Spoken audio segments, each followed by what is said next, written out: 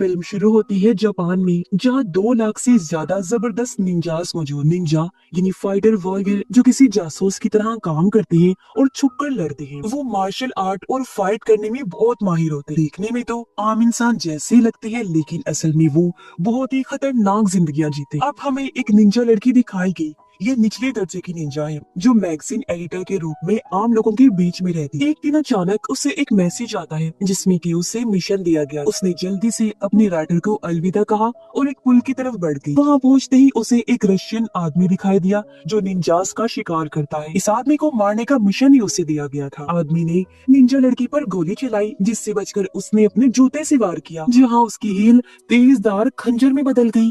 वो आदमी उससे अपना बचाव करता गया और अपनी बंदूक से लड़की पर गोली चलाता रहा, लेकिन उसने बचकर कुछ निंजा स्टार उसकी तरफ फेंके जो नोकदार थे और उसकी टांगों पर जोर से टांग मारती है। लेकिन फिर भी वो आदमी रुकता नहीं। लड़की के करंट वाले रॉड का भी उस पर असर नहीं हो रहा था और लड़की को जोर से जमीन पर दे मारता है। कुछ दूरी से एक दूसरा निंजा ये सब देख रहा था, जो दरअसल सीनियर निंजा होता है। अब वो आदमी लड़की को गोली मारने ही वाला था, लेकिन गोली चलने से पहले उसकी बाजू में टूथपिक आकर लग गई। जैसे उसने पलट कर देखा तो एक लड़का उसकी तरफ बढ़ता हुआ आ रहा था। ये भी एक निंजा है जिसका नाम है कुरु, जो हमारी मूवी का हीरो है। कुरु ने बहुत ही आसानी से उस रशियन आदमी को हरा दिया और आखिर में अपनी टांगों में उसका सर फंसाकर गला घोटकर उसकी जान ली। फिर वो निंजा लड़की से कहता है, मैं जा रहा हूँ, बाकी आगे जो करना है आप देख लेना। ये सुन लड़की एकदम हैरान हो गई। उसने सोचा कैसा आदमी है ये। वो उसे कहती भी है कि उसे तुमने मारा है, अपना सारा क्रेडिट मुझे क्यों लेने दे रही हो। उन्होंने जवाब दिया कि इतना काम नहीं करना मुझे,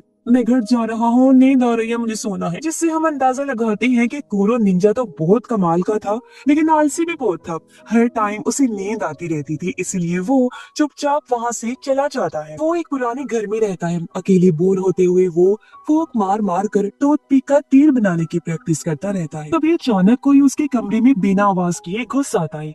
ये था सीनियर निंजा जो उसे एक मिशन देने आया। दूसरी जंग के बाद कुछ बुरे निंजास ने मिलकर एक खतरनाक ग्रुप बनाया था जिसका नाम है अंडरग्राउंड निंजास। खुफिया जानकारी से पता चला है कि उन्होंने जोटन हाई स्कूल में घुसकर वहां पर कब्जा कर लिया है। ये स्कूल एक खास जगह पर बना है जहां पहले एक टूटा फूटा पुराना आर्मी स्कूल हुआ करता था, जहां अभी भी लड़ाई के वक्त के कुछ राज छुपे हुए हैं। कोरो को मिशन दिया जाता है कि उसे अंडर कवर जाकर उनके प्लान का पता लगाना है। उसके मिशन में मदद करने के लिए सीनियर निंजा ने उसे एक खास सूट दिया। इस सूट की मदद से वो गायब हो सकता था, लेकिन थोड़ा बहुत पूरा नहीं। जब कोरो इस सूट को चेक कर रहा था तभी टॉयलेट से उसके दोस्त की आवाज आई जो टॉयलेट पेपर मांग रही थी। वो रोल बहुत दूर रखा हुआ था। उसने कोरो से कहा कि अगर मेरी तरफ देखा ना बच्चू तो बहुत मारूंगी, समझा। उसकी बात मानते हुए कोरो लड़की के ऊपर वाली दीवार पर चढ़कर टॉयलेट पेपर तक पहुंच जाता है, लेकिन आखिर में टॉयलेट पेपर पकड़ाने के लिए लड़की की तरफ मुड़ गया, जिसके लिए बेचारे के मुंह पर लड़की जोरदार चप्पल फेंक के मारती है। अगली सुबह कोरो जोटन हाई स्कूल जाता है। वहाँ उसे पता चला कि मुझे एंट्रेंस का पेपर देना होगा, तो वो बहुत ज्यादा परेशान हो जाता है। उसने एक पल के लिए सोचा कि छोड़ो, मिशन पूरा करके क्या ही करना है, यहाँ से निकल जाता हूँ। लेकिन फिर उसे सीनियर निंजा का डर सताने लगा। वो फिर सोचता है कि आखिर एंट्रेंस एग्जाम कैसे क्लियर करूँ। तभी उसका ध्यान नागुची नाम की लड़की पर गया जो एक स्टूडेंट थी और दोबारा से एग्जाम देने आई। क्लास में आने के बाद कुरो ने नीचे देखते हुए पूरी क्लास का एक चक्कर लगाया और फिर नागुची के पास जाकर बैठ जाता। उसे यकीन था कि निंजा ऑर्गेनाइजेशन के लोगों ने मेरे पास होने की तैयारी पहले से कर रखी हो। ये सही भी था, क्योंकि उन्होंने फर्श पर रंग बिरंगे चावल के दाने से आंसर की बनाई हुई। जैसे कुरो ने आंसर लिखने शुरू किए, नागुची जोर से चिल्लाई क्योंकि उसे लगा कि फर्श पर पड़े वो चावल के दाने किसी तरह के कीड़े हैं। टीचर ने कहा कि अगर तुम्हें मसला है इनसे तो मैं साफ कर दूं क्या इनको। लेकिन कोरो ऐसा नहीं चाहता था।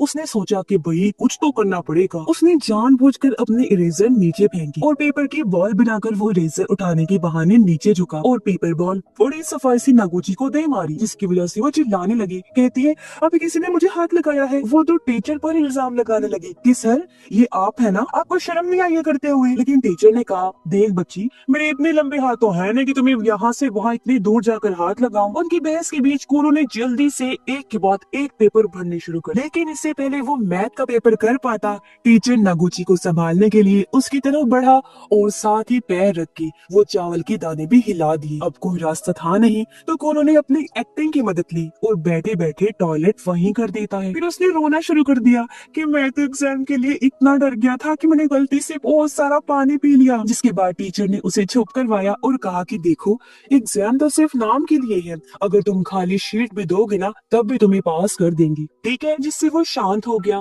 अब कुरो स्कूल के बारे में जानकारी हासिल करना चाहता था, तो वापस जाते हुए उसने नागुची का इंतजार किया और दोनों साथ चलकर घर जाने लगे। कुरो का घर पहले आ गया तो उसने नागुची से कहा कि चलो मेरे घर चलते। नागुची थोड़ा हिचकिचाई, फिर मान जाती है और दोनों उसके घर की छत पर पहुंच जाते। उनकी बातचीत के दौरान नागुची ने बताया कि क्लास में कुछ शरारती बच्चे हैं, वो हो सकता है तुम्हें परेशान करें। मेरा एक दोस्त है, उसे उन्होंने इतना परेशान किया कि वो बेचारा क्लास आना ही छोड़ गया। साथ ही उसने बताया कि हमारे स्कूल के नीचे काफी खुफिया टनल्स हैं, सुरंगें हैं जो दूसरी जंग के टाइम की एक पुरानी मिलिट्री बेस तक जाती हैं। ये सुन कोरो समझ गया कि शायद अंडरग्राउंड निंजा ग्रुप किसी मिलिट्री बेस के पीछे है। जब सूरज डूबने लगा तो नागुची ने कहा कि मुझे अब घर जाना चाहिए, लेकिन अचानक ही वो छत से फिसलकर गिर गई। नीचे गिरने से पहले ही कोरो ने छलांग लगाकर उसे बड़ी आसानी से पकड़ लिया। जैसे ही दोनों नीचे गिरे, कोरो के सूट का सेफ्टी मोड ऑन हो गया जो कुशन की तरह बन जाता है, लेकिन इस डर की वजह से नागुची चिल्लाते हुए ही बेहोश हो गई। जिसके बाद कोरो उसे घर छोड़ाया। उसी रात कोरो एक लड़की को देखता है जो नागुची का ही दोस्त था। अगले दिन कोरो उसे स्कूल ले गया, ये कहकर कि टेंशन मत ले, अगर किसी ने तुम्हें परेशान किया तो मैं तुम्हें बचाऊंगा। लेकिन स्कूल पहुंचते ही वो लड़के फिर से उसे परेशान करने लगी, मगर वो भूल गए थे कि इस बार कोरो उसके साथ है। तब कोरो ने अपने पैर से नागुची के दोस्त का पैर पकड़ा और जोर से उसे बुरे लड़के को दे मारा, जिससे वो लड़का दर्द में तड़पने लगता है। लेकिन नागुची के दोस्त को समझ नहीं आई कि हुआ क्या, और फिर कोरो पीछे लाइन में जाकर बैठ जाता है। तभी उसके चेहरे पर लेजर की लाल रोशनी पड़ी जो एक टेडी बेयर से आ रही। ये दरअसल निंजास का सिग्नल था एक दूसरे से बात करने का। और तब कोरो क्लास से उठकर बाहर चला जाता है। वो जब छत पर आया तो यहाँ एक लड़का था जो हाई रैंक निंजा होता है। जिस दिन कोरो ने उस रशियन आदमी को मारा था तब ये भी वहाँ था। कोरो की तरह वो भी स्कूल में एक खुफिया निंजा के रूप में है, जिसका काम ये पता लगाना कि अंडरग्राउंड निंजा ग्रुप में कौन कौन है। उन दोनों के साथ साथ यहाँ एक और निंजा बेस बदल कर रह रहा है जो स्कूल का डायरेक्टर है। वो कोरो को एक रूम में मिलने बुलाता है और फिर वहाँ से गायब हो गया। तभी कोरो ने देखा कि नागुची का दोस्त फिर से मुसीबत में फंस गया है। वो अपने जिस्म के ऊपर वाले हिस्से को बिल्कुल गायब करके वहाँ एक बॉक्स पहनकर उनके सामने चला गया। लड़कों ने जब उसे देखा तो समझ नहीं पाते कि आखिर ये है क्या। एक ने जैसे टांग मारी जानने के लिए कि आखिर ये कौन है, तब उल्टा वो खुद ही नीचे गिर गया। उन्होंने पहले उस लड़के को सबक सिखाया, फिर नागुची के दोस्त के पीछे खड़ा होके उसके हाथ पकड़ लिए। उसके हाथ से एक लड़के को जोरदार मुक्का मारा ताकि स्कूल में कोरो का नहीं बल्कि नागुची के दोस्त का नाम हो। इसके बाद कोरो डायरेक्टर से मिलने उस रूम में चला गया। वीडियो को आगे बढ़ने से पहले आप लोगों को बता दें कि अगर आप लोगों को हमारी ये वीडियो अच्छी लग रही है तो वीडियो को लाइक और हमारे चैनल को सब्सक्राइब जरूर कर लें ऐसी मजेदार वीडियो देखने के लिए। लेकिन डायरेक्टर ने अचानक पीछे से एक तलवार निकाल ली और कोरो पर हमला कर दिया, क्योंकि वह दोनों एक दूसरे को अंडरग्राउंड निंजा ग्रुप का मेंबर समझ रहे थे। कोरो ने डायरेक्टर के हर एक वार का जबरदस्त जवाब दिया। जब उसे समझ आया कि डायरेक्टर अंडरग्राउंड निंजा ग्रुप से नहीं है तो उसने कहा पीछे हट जाइए, क्योंकि हमारी सैटेलाइट आपके ऊपर निशाना बनाए हुए है। अगर मैं चाहूँ तो 1 सेकंड में आपको खत्म कर सकता हूँ। डायरेक्टर को लगा कि कोरो ऐसे ही लंबी लंबी फेंक रहा है, क्योंकि उस जैसे लो क्लास निंजा के पास सैटेलाइट का एक्सेस हो ही नहीं सकता। लेकिन तभी आसमान से सैटेलाइट ने हमला किया और लेजर बीम नीचे आई। डायरेक्टर की तलवार को सीधा बीच में से काट दिया जाता है, जिससे डायरेक्टर को समझ आ गया कि भाई कुछ भी हो जाए कोरो से पंगा बिल्कुल नहीं लेना। तब कोरो वहाँ से निकल जाता। जैसे ही वो बाहर आया तो उसने देखा कि उसकी क्लास की सबसे मशहूर लड़की उसका इंतजार कर रही थी। वो कोरो को देखकर अजीब सा मुस्कुराती है और बिना कुछ कहे वहाँ से चली जाती है। उसी दौरान एक स्टोर का सीन दिखाया जाता है। जब एक कस्टमर बाहर निकला तो स्टोर का सेंसर वाला दरवाजा खुद ब खुद खुला और फिर बंद हो जाता है, जैसे कोई ना दिखने वाली चीज अंदर घुसाई हो, यानी इनविजिबल पावर, जिसका वजूद तो होता है लेकिन वो नजर नहीं आती। फिर कुछ देर बाद स्टोर का सामान अचानक गिरने लगता है। ये देखकर स्टोर में मौजूद औरत ने लड़ने की कोशिश की, क्योंकि वो समझ गई थी और एक निंजा थी। लेकिन उस इनविजिबल आदमी ने तलवार मार कर उसे वहीं खत्म कर दिया। तभी निंजा लड़की को एक मैसेज मिला कि उसकी मास्टर को किसी ने मार दिया है। मास्टर दरअसल स्टोर वाली लेडी थी। और तभी निंजा लड़की पर भी हमला हो जाता है, जिससे वो समझ गई कि ये आदमी जरूर किसी अंडरग्राउंड निंजा ग्रुप का है, क्योंकि उनके पास ही ऐसा स्पेशल सूट होता है जो एक इंसान को पूरी तरह गायब कर देता है, जबकि उनका अपना सूट सिर्फ आधे इंसान को गायब करता है। इसी वक्त जब एक स्टूडेंट लड़की स्कूल से घर जा रही थी तो उस इनविजिबल आदमी ने उससे भी पकड़ लिया। ये देख निंजा लड़की इनविजिबल आदमी को कहती है कि तुम किसी आम इंसान को नुकसान मत पहुंचाओ, वो बेकसूर है। उधर नागोची जो अपने कमरे में थी कुरो के बारे में सोच रही थी, क्योंकि वो उसे पसंद करने लगी थी। उसके साथ एक खुशहाल जिंदगी गुजारने के सपने देख गई। और तभी हम देखते हैं कि कुरो उसके बिस्तर के पास ही बैठा हुआ है। हालांकि आधी रात हो गई है, वो कब से चुपचाप बैठा हुआ उसे गौर से देख रहा था। फिर कुरो ने उसे बताया कि स्टोर में काम कर रही एक निंजा मास्टर को मार दिया गया है, और मुझे डर है कि अंडरग्राउंड निंजा गैंग जल्दी हमला करने वाली है। हमारे स्कूल में एक बहुत ही जबरदस्त लड़ाई छिड़ने वाली है, इसलिए मैं ये कहने आया हूँ कि तुम कुछ दिनों के लिए स्कूल मत आना, ठीक है? और फिर आगे कुछ कहे बिना खिड़की से बाहर कूदकर गायब हो जाता है। इसके बाद हम देखते हैं एक आदमी ऐसे भाग रहा होता है जैसे कोई उसके पीछे पड़ा हो। अचानक एक निंजा स्टार उसका पीछा करने लगा और मौका मिलते ही उसके टांग में घुस जाता है, जिससे वो आदमी वहीं गिर पड़ा। उसका नाम सरूटा होता है, जो पहले कुरो की टीम का ही एक निंजा था, लेकिन अब उसने वो ग्रुप छोड़ दिया। फिर उसका पीछा कर रहा वो इनविजिबल आदमी पूछता है, क्या तुम अंडरग्राउंड निंजास के साथ जुड़ना चाहोगे? तब सरूटा फौरन मान जाता है। उसने कहा कि लोगों को मारने में तो मुझे वैसे भी बहुत मजा आता है। पता चलता है कि जो इनविजिबल निंजा सभी निंजास को मार रहा था वो कोई और नहीं बल्कि सरूटा ही है। अगली सुबह जब एक स्टूडेंट स्कूल जा रहा था तो सरूटा ने एक ही झटके में उसकी गर्दन तोड़ दी और उसकी बॉडी को अपने साथ ले जाता है। उधर कुरो के मना करने के बावजूद भी नागुची उसे ढूंढते हुए स्कूल आ गई। तभी स्कूल के डायरेक्टर ने उसे देख लिया। नागुची ने घबराहट में सब कुछ बता दिया कि कुरो ने मुझे बताया था कि स्कूल तबाह होने वाला है। डायरेक्टर समझ जाता है कि लड़ाई छिड़ने ही वाली है। उसने नागुची को एक अंगूठी देते हुए कहा कि ये कुरो को दे देना, उसे ढूंढने की कोशिश करो, ये बहुत जरूरी है। कुछ देर बाद सरूटा उस स्टूडेंट की बॉडी के साथ क्लास में पहुंचा। अभी भी उसे कोई देख नहीं पा रहा था और अचानक से वो बिना सर का जिस्म सबके बीच गिर जाता है। क्लास में भगदड़ मच गई और सरूटा एक के बाद एक स्टूडेंट को खत्म करने लगता है। कुछ स्टूडेंट कमरे से निकलने में कामयाब हो गए, लेकिन सरूटा अभी उनके पीछे ही था। जल्दी निंजा लड़की और हाई रैंक निंजा को खबर मिली कि अंडरग्राउंड निंजास का एक आदमी स्कूल में तबाही मचा रहा है। निंजा लड़की ने फिर वहां जाकर अपनी आंखों के सामने ये खून खराबा देखा।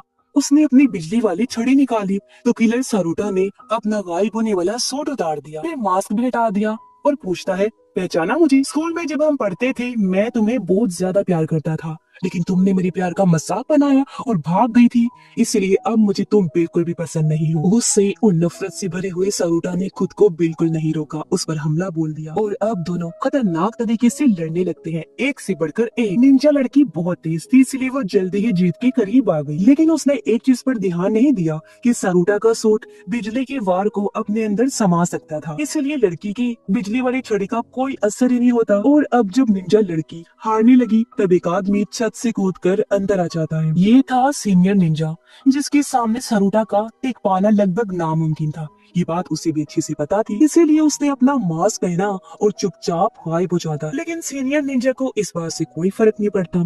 उसने बिजली की रफ्तार से अपनी बाजू में एक कट मारा और सरूटा की तरफ अपना खून फेंका ताकि उसके सूट पर खून के निशान लगे और उसका गायब जिस्म फिर से दिखने लगी। सीनियर ने उस पर अपनी तलवार से अटैक किया, लेकिन सरूटा का एडवांस सूट गुब्बारे की तरह फूलकर उसे बचा लेता है और सरूटा मौका देकर वहां से भाग निकलता है। उधर नागुची अभी भी कुरो को ढूंढ रही थी, तभी वो घबराए हुए अपने दोस्त से टकरा जाती है। उसने नागुची को बताया कि मैं, कुरो और एक तीसरा लड़का उन टनल्स वाले एरिया में गए थे। वहाँ अफवाह है कि एक रास्ता अंडरग्राउंड बंकर तक जाता है। मेरी और उस दूसरे लड़के की हिम्मत नहीं हुई अंदर जाने की, लेकिन अब मुझे कुरो के लिए डर लग रहा है क्योंकि वो अंदर चला गया था। उधर कुरो को अंदर एक लड़की नजर आई जो और कोई नहीं बल्कि स्कूल की सबसे मशहूर लड़की थी। यहाँ ये राज खुलता है कि यही विलन लड़की है। जिसने ये पूरा प्लान बनाया था। अब जितना कुरो ने सोचा था, विलन लड़की उससे बहुत ज्यादा ताकतवर थी। कुरो ने उस पर एक बॉम्ब से हमला किया, लेकिन वो एक ही झटके में उड़ गई और सामने की दीवार पर चिपक गई, वो भी सिर्फ एक उंगली के सहारे। फिर कुरो ने उस पर 2 तेज करंट वाली तारें फेंकी, लेकिन उसने अपने हाथों से ही वो तारें पकड़ ली, मानो जैसे बिजली का उस पर बिल्कुल भी असर नहीं हो रहा। वही सारूटा स्कूल में ही घूम रहा था, तभी उसके सामने हाई रैंक निंजा आकर खड़ा हुआ। उसने अपनी तलवार उठाई और बहुत ही ज्यादा फुर्ती से सारूटा का मुकाबला करने लगा। हाई रैंक निंजा ने बड़ी चालाकी से जमीन पर कांच बिखेर दिया, जिससे कि अब उसे पता चल रहा था कि सारूटा कहाँ है। साथ ही उसका वो टेडी बियर भी सारूटा की लोकेशन पिन पॉइंट करने में कामयाब हो जाता है, जिससे उसने सारूटा को एक दीवार से लगा दिया। अब कुछ ही पलों में सैटेलाइट के हमले से सारूटा मार दिया जाता है, लेकिन एन वक्त पर वो वहाँ से बच निकलता है। हाई रैंक निंजा उसके पीछे भागा और उसने छत पर सारूटा को पकड़ लिया। अपनी तलवार के वार से सारूटा पर जबरदस्त हमला किया, लेकिन वहाँ सिर्फ सारूटा का सूट होता है और तभी वो पीछे से अचानक उस पर हमला कर देता है। इस अचानक हुए हमले से हाई रैंक निंजा ने बचने की कोशिश की, लेकिन उसकी तलवार 2 हिस्सों में टूट जाती है। अब हालांकि वो एक बेहतरीन फाइटर जरूर था, लेकिन अंडरग्राउंड निंजास के हथियार ज्यादा ताकतवर थे और इस लड़ाई में उसके कंधे पर खतरनाक चोट लग जाती है। वो जख्मी हालत में था, बहुत घबरा रहा था। उसके पास अपनी आधी तलवार से बचाव करने के अलावा कोई दूसरा चारा नहीं था। वो हारने वाला तो बिल्कुल भी नहीं था। उसकी किस्मत अच्छी भी थी, क्योंकि तभी यहाँ सीनियर निंजा ने आकर बाजी पलट दी। उसने अपनी तलवार को सारूटा के जिस्म के पार करके उसका खेल इधर ही खत्म कर दिया, जिससे आखिर हाई रैंक निंजा की जान बच जाती। निजी सुरंग में कुरो लड़ाई में हार रहा था। उसे समझ आ गया था कि मेरे लिए विलन लड़की को हराना लगभग नामुमकिन है, क्योंकि उसके पास बहुत ज्यादा पावर थी। लेकिन कुरो ये जरूर जानना चाहता था कि वो आखिर चाहती क्या है और ये सब क्यों कर रही है। फिर फाइनली विलन लड़की सच बता देती है कि मैंने जानबूझकर बाहर जाकर झूठ फैलाया ताकि सभी निंजास को स्कूल तक ला सकूं। इससे निंजास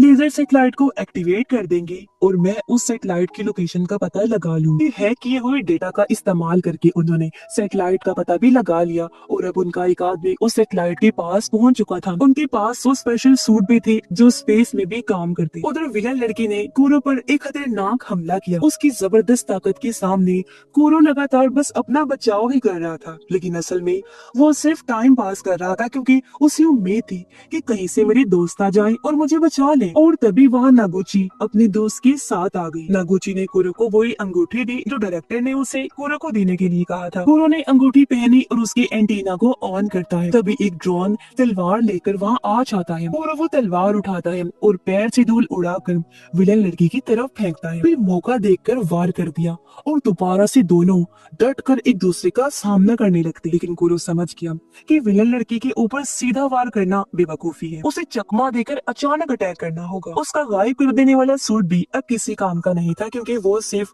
आधा जिस्म का हिस्सा गायब कर सकता था। सूट एक्टिवेट करने के बावजूद भी विलन लड़की उसे देख पा रही थी। कुरो ने अपने दिमाग में कई सारे आइडियाज सोचे कि अगर मैं ऐसी लड़ूं तो क्या होगा, वैसे लड़ूं तो क्या होगा। उसने अलग अलग तरह से चकमा देते हुए वार किया भी, लेकिन हर बार वो हार रहा था। आखिरकार उसे समझ आ जाती है कि मैं इस तरह नहीं जीत पाऊंगा। उसके पास एक ही तरीका था विलन लड़की को हराने का। उसने जबरदस्त टेक्निक से सीधा हमला शुरू किया और वो अपनी जान की परवाह ना करते हुए आगे बढ़ जाता है, जिसके बाद उसकी तलवार विलन लड़की के आर पार हो गई। लेकिन अफसोस के साथ उसकी भी तलवार कुरो के आर पार हो जाती है। उसने विलन लड़की को धक्का देकर तलवार खींच ली और वो वहीं मारी जाती है। कुरो पहले ही अपनी पूरी हद तक पहुंच चुका था। वो लड़खड़ाता हुआ अब जख्मी होकर नीचे गिर पड़ा। नागुची ने जल्दी से उसे उठाया और दोनों वहाँ से निकलने लगते हैं। अंडरग्राउंड निंजा ग्रुप का वो आदमी सैटेलाइट के अंदर घुस गया था और उसने सिस्टम में वायरस अपलोड कर दिया, जिसके बाद पूरा लेजर सिस्टम उनके कंट्रोल में आ चुका था। जैसे उसने डायल घुमाया,